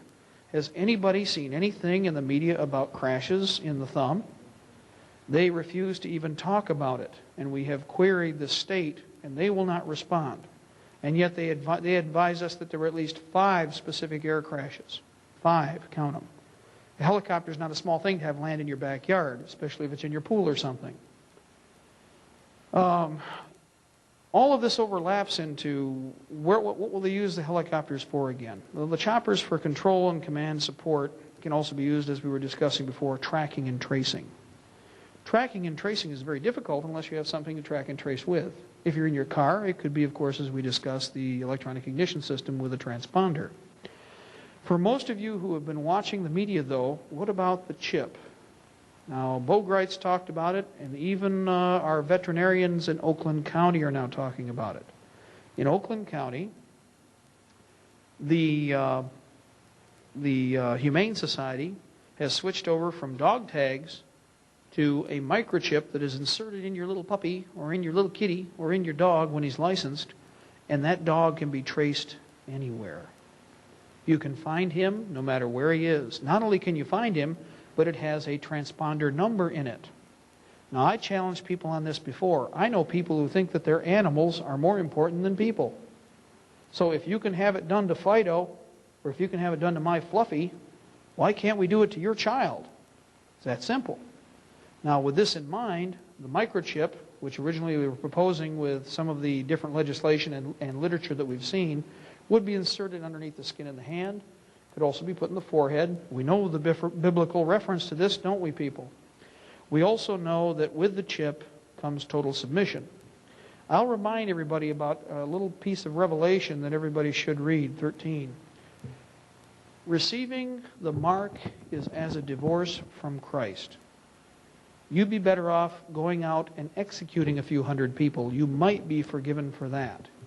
But receiving the mark is a divorce from Christ, period. There is no forgiveness. There's no way to get out of it. You might as well eat, drink, and be merry because you're finished. Now, in California, they've already proposed this for the animals, and it's already in motion. That's where Oakland County got the idea. And there have already been several comments about using this, for instance, for welfare mothers now, and for many other people who are under the gun, already under the fist. All the different fingers, it's like a hand, are closing and coming together. Well, they got that nice velvet glove on them, by the way, so it's very desirable. You know, it's very fashionable. It's probably quite chic. But in reality, with all of these fingers closing, fewer and fewer people will slip between those fingers. And as it finally clenches tight, there will be no escape if you are not prepared in advance. You must be prepared in all aspects. Now, one thing that was mentioned about this thing with a chip is CNN had a piece on about Canada where they've already proposed this for all of the exotic animals. It is a must. It is not an option. It is mandatory. There's a lot of people who pay a lot of money for animals. There's a lot of people, as I said before, who think that the animals are more important than kids. And since you did it to my Fluffy, I'm going to do it to your child. In fact, it's proposed that it be done from cradle to grave. As soon as that child is born, we got him on the table there. Mommy can't do much about it. And away we go. And the kid's grabbed right there. Now, I will say this, and this is something that was challenged before by people. If it is forced upon you, if it is ultimately forced upon you, it is not the same. And it can be done away with. It can be gotten rid of also. But to willingly, knowingly accept this action is the worst possible thing that you could do as a Christian. I can't, well, perhaps there are one or two others, but I'd have to see the laundry list. I can't think of any worse than going over to the other side and sticking with them. There are no deals to be made. There are no options here. Now, what value will this have? Well, let's give you an example. In the America of the future, 1994 style, or is that 84? I keep forgetting. The books are so much the same. In 1994, 95, what you're going to see is a variation on this little image right here we're putting on the screen. This is not something made by an author such as, say, a conspiracy theorist or somebody who just picked a map up and threw some new lines in. This document was in the Detroit Free Press this last fall. It depicts the proposed borderlines for America. Now, I'm going to ask you something once you take a close look at this.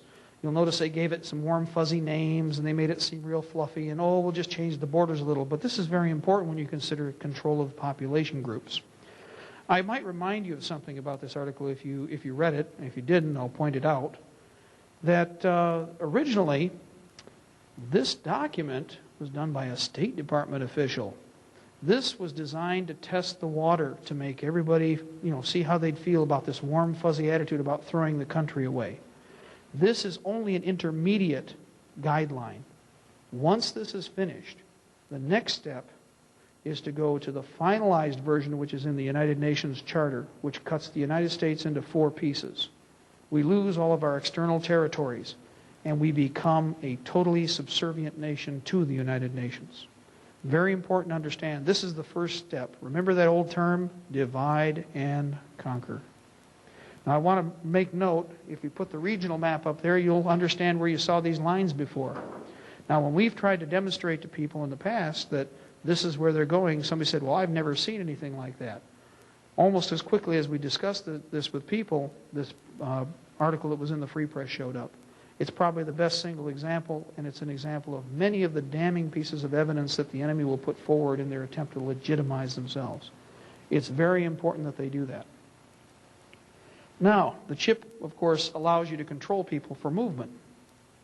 Movement is a very dangerous thing when you're free.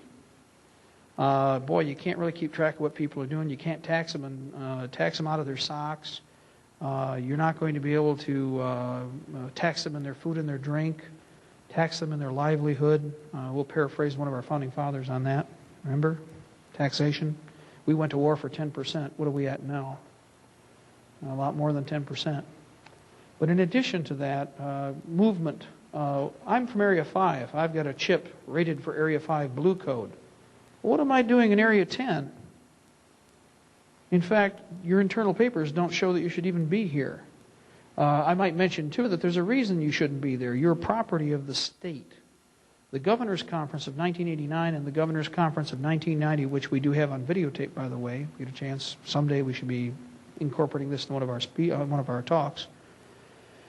They specifically stated at the Governor's Conference, all 50 members who were there and representatives of the districts said that we are nothing more than chattel.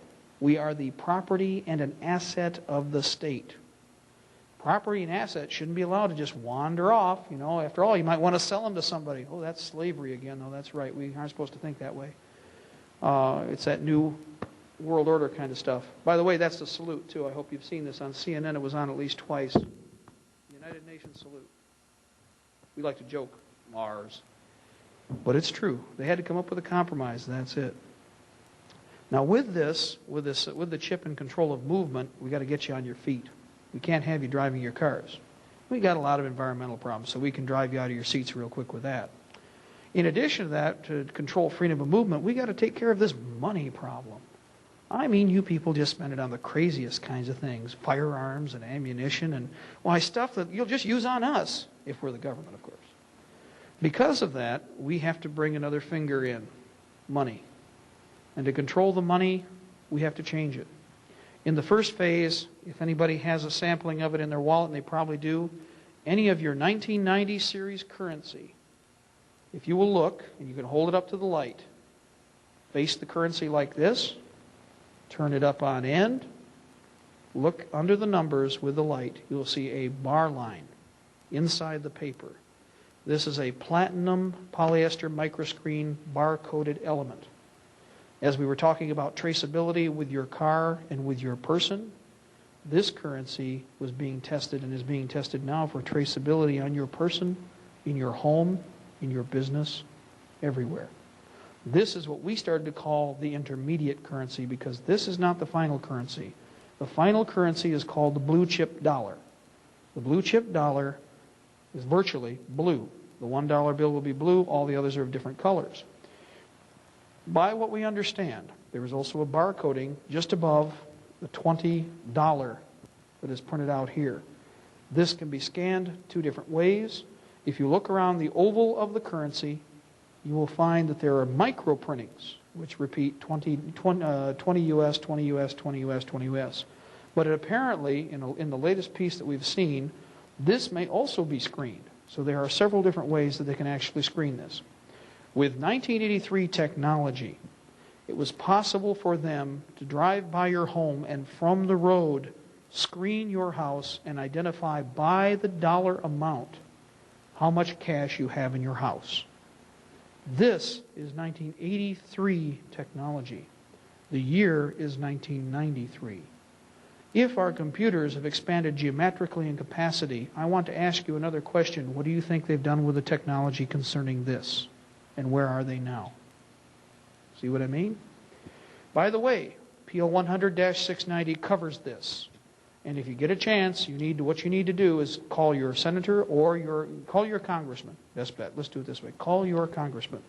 Request a copy of PL 100-690. It is a book 3/4 of an inch thick, 7x10 format.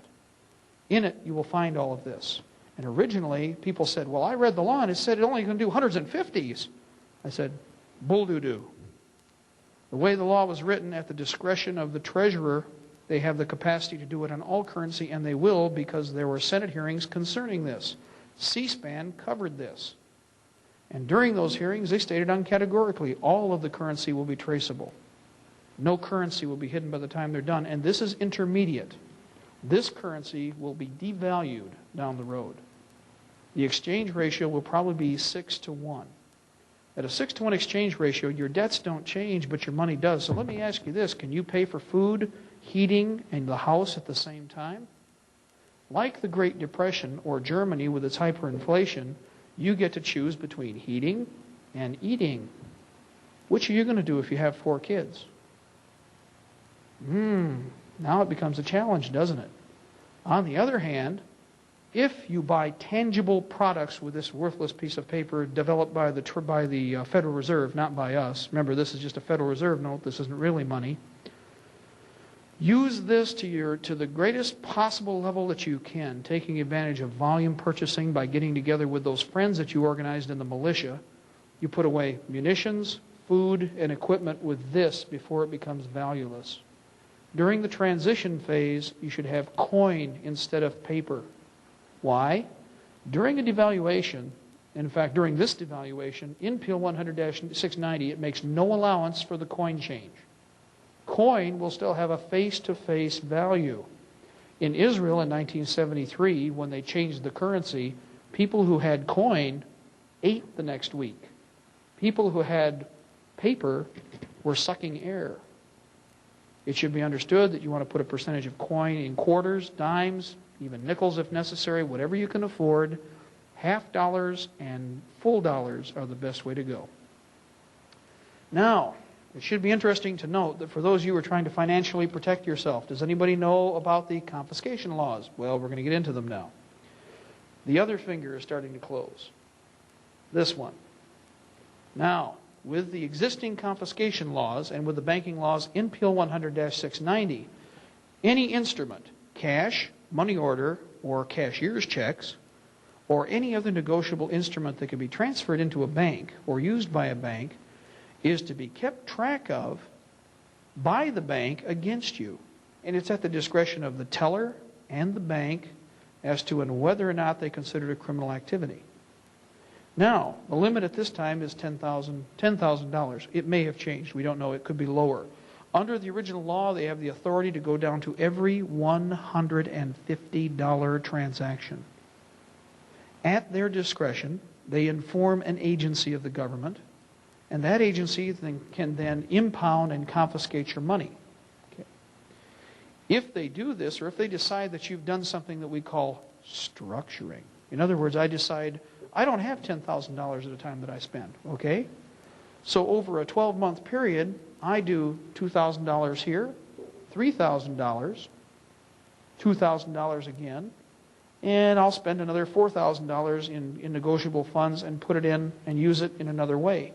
If I do that, that's interpreted as structuring, and at their discretion, what we call arbitrary enforcement. Anybody in law enforcement understands what this means under civil law. Under common law, you cannot have arbitrary enforcement.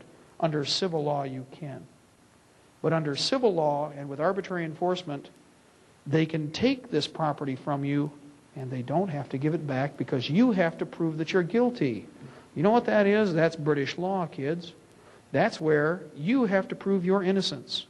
That is not the U.S. Constitution. That is not our Bill of Rights. Guilty until proven innocent are those little dictator things again. The little goose-stepping guys, you know, they do this, okay? What we have to watch out for is you have to be very, very careful. I would not use, not that I would ever break the law, but I wouldn't be using very many of these bills, and I wouldn't keep very many of these bills, and I get rid of them as quickly as I can. When they change, during the transition period, you will have about 6 weeks to turn this money in for the new currency. In that 6-week period, for the first time in American history, the old currency will be worthless. That's the policy of banana republics, not a constitutional republic that is sound using sound currency. It is interesting to note, again, this is a Federal Reserve note, not a U.S. dollar, not a gold dollar or silver currency. How will they use this against us? Well, eventually, once they get to the new currency, then we get that Mark thing incorporated. Now, I don't know if anybody's been watching our new socialized medicine program, restructured medical program. But under this new structured medical program that we're going to have, It's important to note that they're already talking about using your Social Security number to determine whether or not you get service, tying all of them together and bring them all into one number. Very important to understand. Now, how do they all bond together? What do we do? First of all, protect yourself. Food. You know, there's one funny thing about food in a can. I haven't seen anybody killed with a frozen bag of peas yet, have you? And yet, under new federal guidelines and federal statutes and under state law, it is a felony to store more than 6 months' food supply in your home. Under new federal guidelines and new federal laws, it is called the hoarding law. It's a PL 102 series law. I don't have the number here with me, I'm sorry. But it is a 102 series law which makes it a felony to hoard food. It might be noted also, though, that there's no definition of hoarding. Are 3 days food, 3 days worth of food, 3 days worth of food hoarding? Is a week? Is a month? 10 months? 8 months? Talk to me. I need to know. I don't have any definition here. That's where this whole thing about arbitrary enforcement comes in. Remember that you can be punished for having food now. Food, some silver, perhaps. Silver may not be as important as tangible items, but silver is good to have. You and I can understand it. Gold's a little harder because such a small amount of gold is worth so much.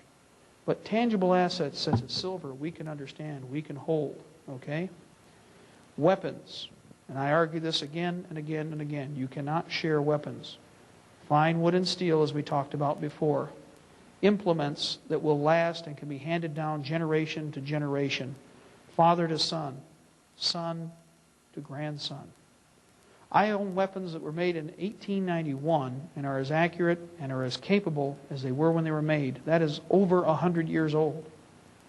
It is a matter of how they're maintained. Valuable are the manufactured items that we will not be able to purchase in the future. Bring all of these things together. Create a defense for your family and for yourselves and for your friends. Resources of all types concerning tools. Anybody who's a man who's worked with his hands will know what a good tool is worth. The value of that tool, again, can be passed down from generation to generation, and they hate that. It gets all over their bullets and everything, you know. What are they going to do? I mean, we are going to, if we do not accept the mark, we are going to have to take care of ourselves. They hate that thought of independence. They are terrorized by the thought that we as free people will stand up, and we are going to have to do that. We're going to have to take care of manufacturing for ourselves. We're going to have to take care of food production for ourselves. We're going to have to take care of ammunition, weapons requirements, reloading, something I talked about before. If you're not into reloading yet, get into reloading now. Down the road here, ammunition is going to be few and far between. Handgun Control Incorporated said 2 and 3 years ago, I have Sarah Brady on tape right here in Michigan. She said 2 things that everybody should remember. Number 1, well, when we want to get the weapons, we're going to get your ammunition first. And the next thing she said is, first we're going to get these weapons, but of course our ultimate goal is to get everything. Her own words. And what are they proposing now? By the way, I don't know if you've read Bill Clinton's and Al Gore's latest book, but if you haven't, you should. In 4 different chapters, and I read this all last night, trust me, it was written to 6th grade level, unfortunately, and it was done in big block print, which I'm amazed considering our people are supposedly better educated than they were 100 years ago. What's fascinating is their solution to every problem at the end of every chapter, and I'll give you an example, children. Their solution, the last 2 paragraphs, are to pass the Brady Bill and to ban all assault weapons because they have no legitimate hunting purpose. Crime in America. What do you guess the last 2 paragraphs are? The exact same 2 I saw in the paragraph in the chapter before. Now, don't you think this is strange that they feel I'm so stupid they have to repeat it to me twice? Well, that wouldn't be so bad, but it's 4 different places, and it's in 4 different chapters in the book, and it's virtually printed identically, one chapter after another. When you're trying to drive something into people's brains or brainwash them, you repeat something over and over and over again, and you convince them that this is how it should be, and you make them mimic what you've said. You don't want free-thinking, free-willed people. It's that simple. Your enemy is using tools he's always used before.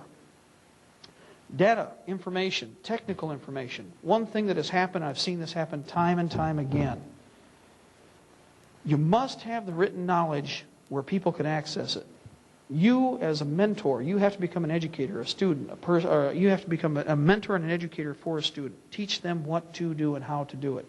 To do that, you've got to have the technical data on hand. If you have a group of 10 people, you must have 10 copies of that knowledge. Reloading, combat skills, farming, I don't care, whatever subject it is, disperse your knowledge. The printed word is going to be banned. Mark my word on this. I guarantee it. It's already happened with certain books concerning how to take care of and maintain firearms. You will see it again. What can we do now? What are we supposed to do now? The thrust has to be deep into the vitals of the enemy. In order to do what we need to do at our end as citizens, one of the things I can recommend are to throw up stumbling blocks for the enemy. We've proposed, and we hope that it is in motion now, and we believe it is, that at the state level, we get involved with trying to reintroduce, for instance, our state borders into the Constitution. Our state borders aren't formulated. They are not in the Constitution now. Why? Because these people have planned to restructure the government. To do that, they have to change the state. This is simple. We're going to find out who our enemies are real quick. Well, the people who vote for this are citizens, are Americans. The people who don't vote for this obviously have another agenda, and we need to know who those people are. Can we win? Absolutely. Will we win? It will be a long, drawn-out, rotten, nasty affair I would prefer not to see at all. But if we have a choice between freedom and slavery, I would rather gladly die standing on my feet with a weapon in my hand than to die in a ditch on my knees begging that somebody won't put a bullet in the back of my head. I do not plan on giving that legacy and leaving that to my children, and none of you should accept that either. Together, we must travel into the future with all of our people intact, with all of our freedoms intact. Without that, without our Constitution, without our Bill of Rights, we're in a pretty sorry position as far as what we are going to hand down to the next generation. God bless the United States. Death to the New World Order. The Republic shall prevail. Goodbye.